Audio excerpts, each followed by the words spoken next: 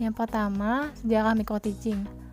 Pelatihan keterampilan mengajar ini diketahui mulai berkembang di tahun 1960-an di Inggris, tepatnya di Stanford University.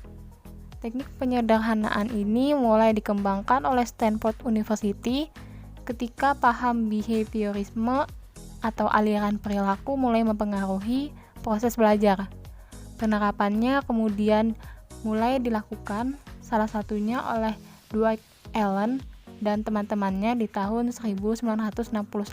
Metode pelatihan tersebut kemudian dikenal dengan istilah pendekatan Stanford dan diterapkan pertama kali di University of California. Perlahan, program pendekatan Stanford kemudian dilakukan secara lebih luas. Memasuki tahun 1963, Stanford University kemudian memperkenalkannya dengan sebutan program pendidikan eksperimental yang mendapat dukungan dari Ford Foundation. Program pendidikan ini kemudian mencoba menyederhanakan kegiatan mengajar yang kemudian menyebar sampai ke berbagai perguruan tinggi, mulai dari perguruan tinggi di Amerika dan berlanjut ke Eropa. Tahun 1971, metode pelatihan micro-teaching kemudian dikenal lebih luas dan masuk ke kawasan Asia di negara Malaysia, Singapura, dan juga Indonesia. Yang kedua yaitu pengertian micro-teaching. Menurut Helmiati tahun 2013 mendefinisikan keterampilan mengajar secara mikro, yakni sebagai proses penguasaan keterampilan dasar mengajar. Guru perlu berlatih secara parsial, artinya tiap-tiap komponen keterampilan dasar mengajar perlu dikuasai secara terpisah. Yang selanjutnya adalah manfaat micro-teaching. Yang pertama, mengembangkan keterampilan-keterampilan tertentu calon guru dalam mengajar. Yang kedua, keterampilan mengajar yang esensial semacam terkontrol dapat dilatih. Dan yang ketiga, balikan atau feedback yang tepat dapat segera diperoleh.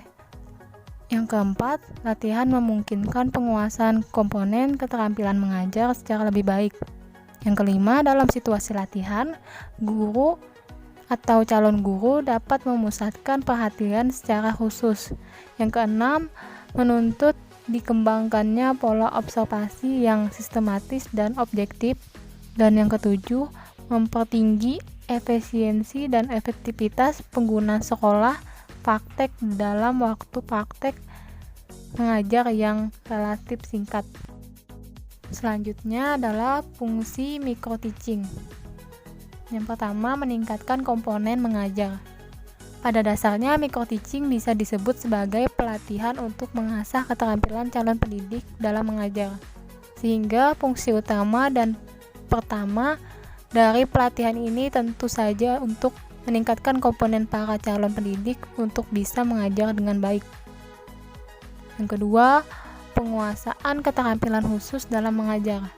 Fungsi kedua dari pelatihan mengajar ini adalah untuk memberi penguasaan terhadap keterampilan khusus ketika mengajar.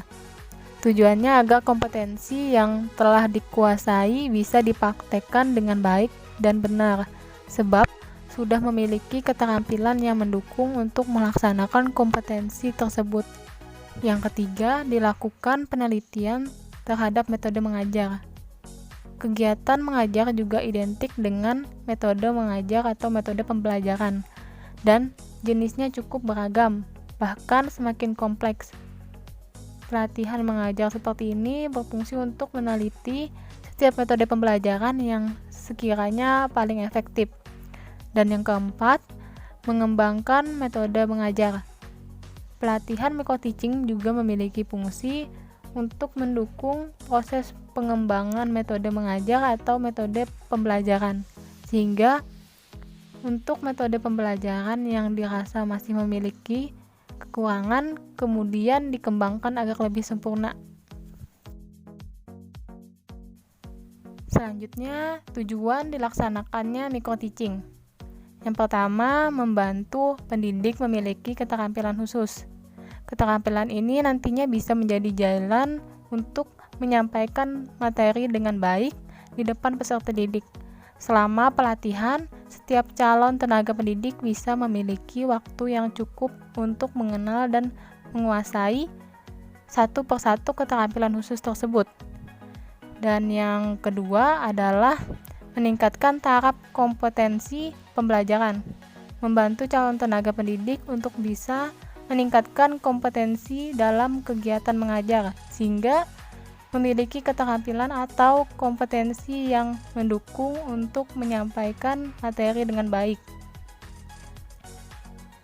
Penyampaian yang dilakukan dengan teknik terbaik akan mudah dipahami, ilmu dari tenaga pendidik tersalurkan dengan baik dan dengan mudah bisa dipraktekkan dan dikembangkan oleh peserta didik itu sendiri. Nomor 3, mendorong tenaga pendidik menentukan kekurangan. Artinya, melalui pelatihan ini para calon tenaga pendidik bisa menyadari kekurangan yang dimiliki dalam mengajar. Sebab dengan kelas yang terbatas, si tenaga pendidik ini lebih mudah menyadari kekurangan, kesalahan, dan melakukan evaluasi, sehingga bisa mengoreksi kesalahan dan menyempurnakan kekurangan yang dimiliki. Hal ini penting supaya ketika sudah menjadi tenaga pendidik, sudah paham bagaimana menghilangkan kekurangan dan menyampaikan materi. Kelas pun menjadi lebih efektif dan lebih hidup. Yang keempat, menunjang penguasaan keterampilan mengajar. Dengan adanya pelatihan, maka calon tenaga pendidik memiliki media yang tepat untuk menguasai dan mengembangkan keterampilan diri dalam hal mengajar, sehingga keterampilan tersebut terus meningkat dan siap menjadi tenaga pendidik yang profesional. Yang kelima, meningkatkan kesadaran pentingnya keterampilan mengajar, sebab belum semua calon pendidik paham betul mengenai pentingnya keterampilan tersebut. Seringnya banyak yang mengartikan mengajar adalah menyampaikan ulang suatu materi, padahal sudah tentu ada teknik tertentu yang perlu dikuasai dan banyak melibatkan keterampilan. Misalnya keterampilan public speaking, sebab menguasai materi belum tentu bisa menyampaikan di hadapan beberapa atau banyak peserta didik. Hal ini bisa dihindari dengan pelatihan micro-teaching tersebut. Yang keenam, menanamkan rasa percaya diri lewat kegiatan pelatihan dengan praktek langsung dalam mengajar akan membantu calon tenaga pendidik lebih percaya diri, berdiri di kelas dan bertatap muka dengan belasan sampai puluhan peserta didik di suatu kelas. Hal ini tentu penting untuk memaksimalkan kegiatan mengajar. Yang selanjutnya, aspek keterampilan di dalam micro-teaching. Yang pertama, keterampilan membuka dan menutup pelajaran. Calon tenaga pendidik perlu memiliki keterampilan untuk bisa membuka kelas dengan baik dan benar. Tujuannya sejak awal kelas dimulai, pendidik sudah mendapatkan fokus dan perhatian. Hal ini tentu penting untuk mendukung penyampaian materi pembelajaran dengan baik. Suasana di kelas pun cenderung lebih bersahabat. Selain itu, dalam menutup kelas juga diperlukan keterampilan, yakni tenaga pendidik perlu menyimpulkan jalannya kelas, memberi motivasi bagi peserta didik untuk belajar, dan lain sebagainya. Yang kedua, keterampilan menjelaskan materi. Menjelaskan materi merupakan tugas pokok tenaga pendidik dalam mengajar.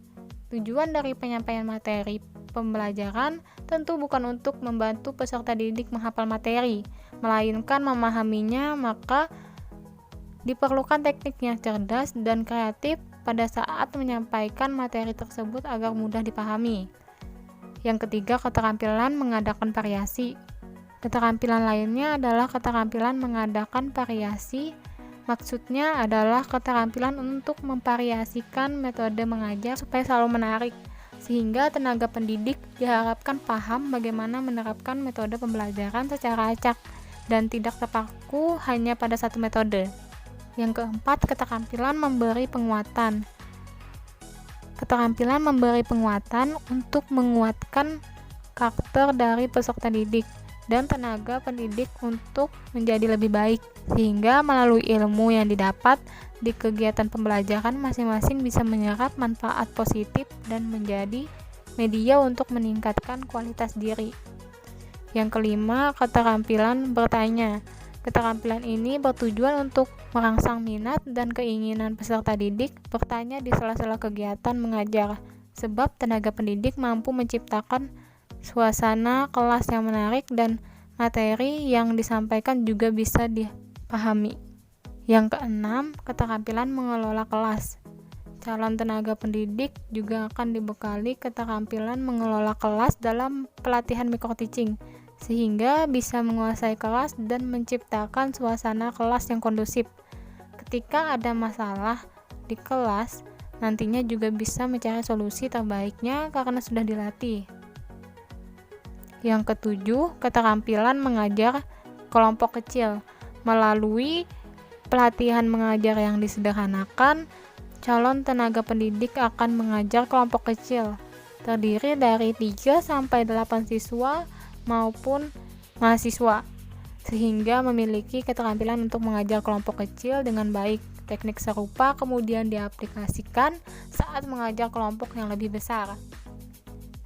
Yang kedelapan, keterampilan membimbing diskusi kecil. Selain itu, juga dibekali keterampilan membimbing diskusi kecil dari kelompok kecil yang diajar, sehingga setiap kali mengadakan kelompok diskusi di kelas bisa memberikan bimbingan yang baik dan benar, sekaligus menjadi diskusi kelompok yang efektif. Selanjutnya, karakteristik microteaching. Yang pertama, peserta berkisar antara 5-10 orang. Yang kedua, waktu mengajar terbatas, sekitar 10-15 menit. Yang ketiga, komponen mengajar dikembangkan terbatas. Yang keempat, latihan terpusat pada keterampilan mengajar.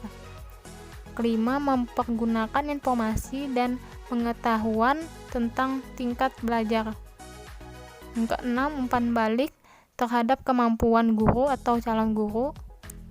Yang ketujuh, pengajaran dilaksanakan bagi para siswa dengan latar belakang yang berbeda-beda dan berdasarkan pada kemampuan intelektual kelompok usia tertentu. Yang kesembilan, pengadaan low threat situation untuk memudahkan calon guru mengajari keterampilan mengajar. Kesepuluh, penyediaan low risk situation yang memungkinkan siswa berpartisipasi aktif dalam mengajar. Dan yang ke-11, penyediaan kesempatan latihan ulang dan pengaturan distribusi latihan dalam jangka waktu tertentu. Yang terakhir ada kata-kata motivasi dari Albert Einstein, yaitu satu-satunya sumber pengetahuan adalah pengalaman, yang artinya carilah pengalaman sebanyak-banyak mungkin, jangan takut mencoba, karena dari pengalaman itu kita bisa mendapatkan banyak pengetahuan. Oke, sekian dari saya. Terima kasih.